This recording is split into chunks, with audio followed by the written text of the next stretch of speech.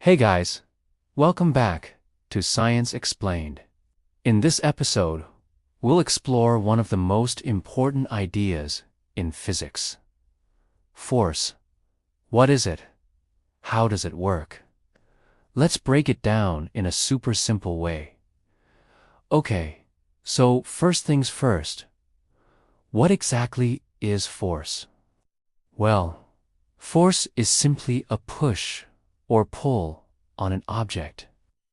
Whenever you push something, pull something, or even stop something, you're applying force. So basically, force changes the motion or shape of an object. Now you might be thinking, okay, great. I knew that already, but hold on. By the end of this video, you'll fully understand the concept of force and how it affects our world. So sit back, relax, and let's dive into this amazing science topic. Next, let's look at some examples of force in our daily lives. We experience force all the time, whether we realize it or not. Here are just a few examples. When you kick a football, your leg applies force to the ball, sending it flying through the air. When you open a door, you're applying a pulling force to it, causing it to rotate on its hinges. Gravity is a force that pulls things toward the center of the earth. That's why when you drop an object, it falls to the ground. And even something as simple as typing on your keyboard requires a small amount of force to press the keys. Alright, now that we have a basic understanding of what force is, let's take things one step further.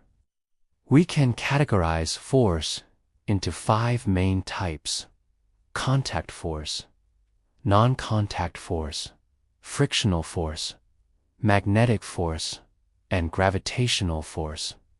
Contact force is the force that occurs when two objects come into direct contact with each other. For example, when you push a table, your hand is in direct contact with the table, and you're applying a force to move it. Another example of contact force is when you sit on a chair. Your body is in contact with a chair, and the chair applies an equal and opposite force to support your weight. On the other hand, non-contact force acts on an object without physical contact. This might sound confusing, but it's actually pretty common. For example, gravity pulls the apple down from the tree without the apple touching anything else. Also, when you're pushing a shopping cart, you're not touching the cart, but you're still applying a force to it. That's because you're pushing it from a distance. Another example of non-contact force is the electromagnetic force that holds atoms together. Next, we have frictional force, which is the force that opposes motion between two surfaces that are in contact. For example, if you try to slide a book across a table, there will be a frictional force between the book and the table that resists the motion. The force of friction depends on the type of surfaces in contact and the force pressing them together. In general, the rougher the surfaces, the greater the friction. And the harder you press the objects together, the greater the friction.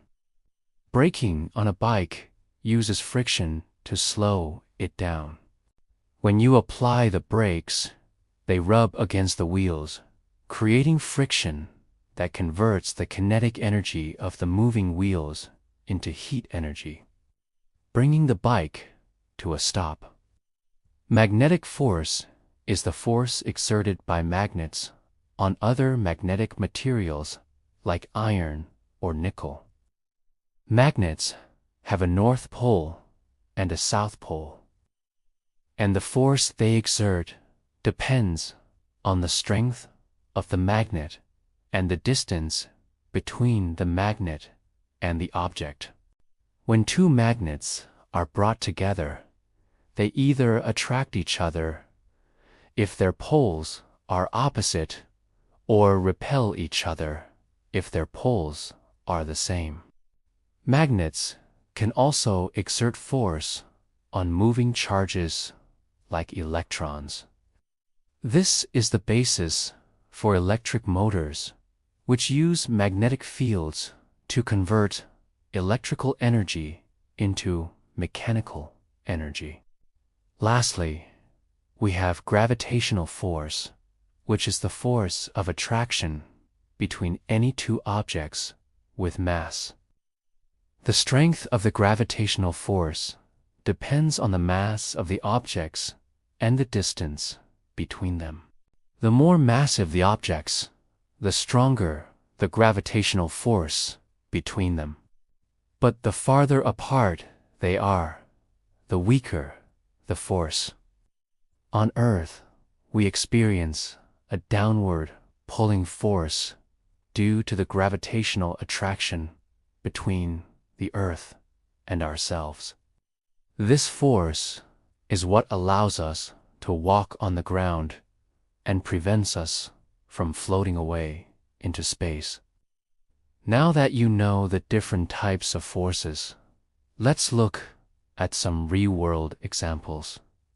When you jump up, you're applying a force to your body, overcoming the force of gravity that pulls you down. Your muscles contract, storing potential energy. When they release that energy, you spring upward. Once you reach the highest point, the force of gravity starts to pull you back down until you land on the ground.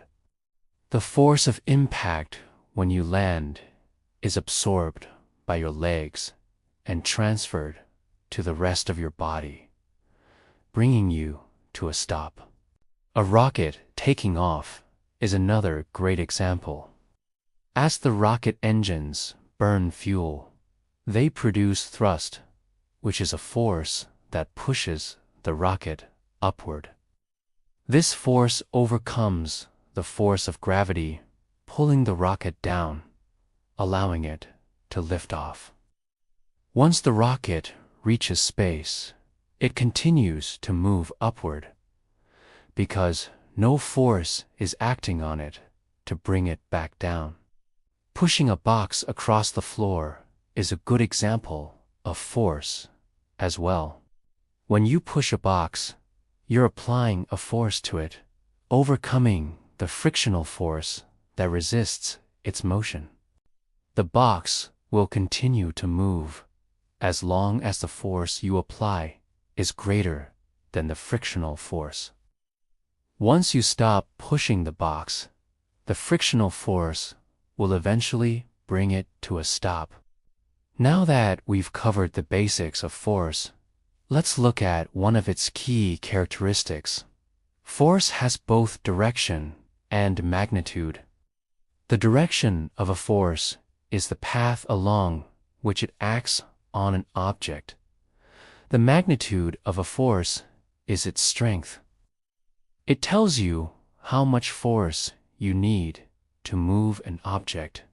For example, if you pull a rope to the left, the direction of the force is to the left. But if you pull it to the right, the direction of the force is to the right.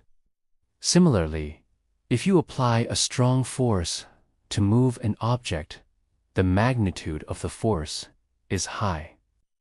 But if you apply a weak force, the magnitude of the force is low. Force is measured in newtons.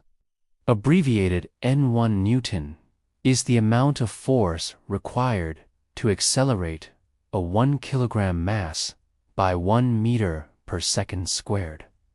We use the symbol F to represent force in equations and the symbol m to represent mass. Okay, so remember how I said earlier that force has direction and magnitude? Well, we can combine those concepts to better understand how forces work. Force is a vector quantity, which means it has both a magnitude and a direction. Unlike scalar quantities like speed or mass, which only have a magnitude. You see, when multiple forces act on an object, we can represent each force as a vector. By adding all the force vectors together, we get a single vector called the resultant force, which represents the overall effect of all the forces on the object. The direction of the resultant force determines the direction in which the object will move. For example, if two equal and opposite forces act on an object, the resultant force is 0, meaning the object will not move. But if one force is stronger than the other, the object will move in the direction of the greater force. So why is force important? You might be wondering why we need to study force. Well, understanding force is essential to explaining how objects move and interact with each other. Force is what causes objects to accelerate, change direction, or deform. Without force, nothing would move, stop, or change shape. Force is the foundation of Newton's laws of motion, which describe how objects move under the influence of forces. Newton's laws of motion are fundamental to our understanding of classical mechanics and are used to predict the motion of objects in everyday life as well as in outer space. For example, understanding the concept of force helps engineers design bridges that can withstand the weight of vehicles and structures that can withstand earthquakes and extreme weather conditions. It also helps us understand how to launch rockets into space and how to navigate airplanes through the sky. And hey, did you know that September is National Suicide Prevention Month? So there you have it. Now you know what force is and how it works all around us. If you liked this video, give it a thumbs up, leave a comment, and hit that subscribe button. Up next, Newton's first law. You don't want to miss it. Thanks for watching. See you next time.